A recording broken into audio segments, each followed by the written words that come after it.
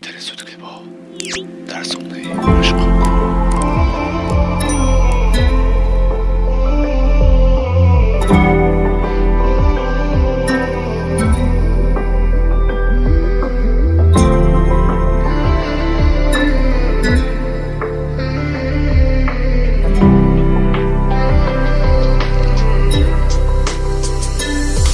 بوی گنگ گرفته این رابطه رو، همش داریم بد میکنیم حال همو، عادت کردیم قلب همو بشکنیم.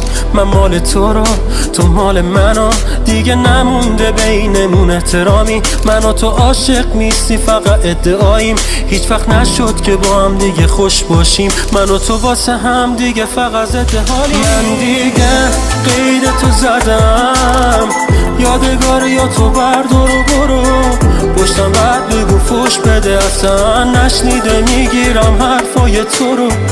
بیا با هم دیگه ول کنی، تو دستای من و منم دستای تو رو.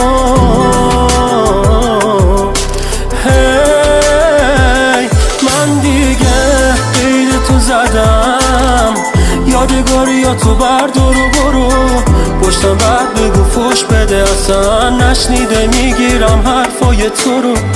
بیا با هم دیگه ول کنیم، تو دستای من و منم دستای تو رو.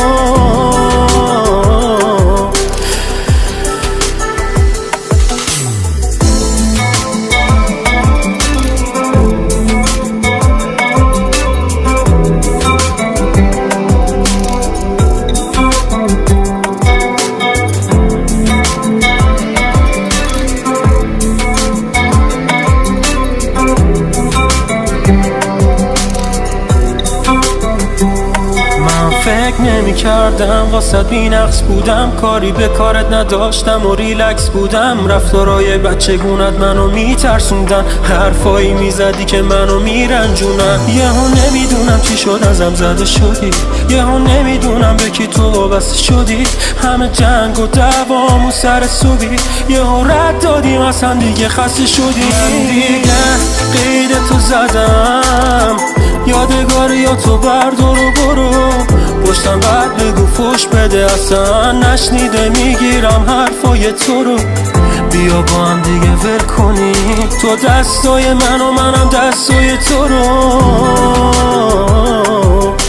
هی من دیگه قید تو زدم، یادگاری یا تو بردار و برو، پشتم بعد بگو فوش بده، اصلا نشنیده میگیرم حرفای تو رو. بیا با هم دیگه ول کنیم، تو دستای من و منم دستای تو رو. بیا ول کنیم دستای همو.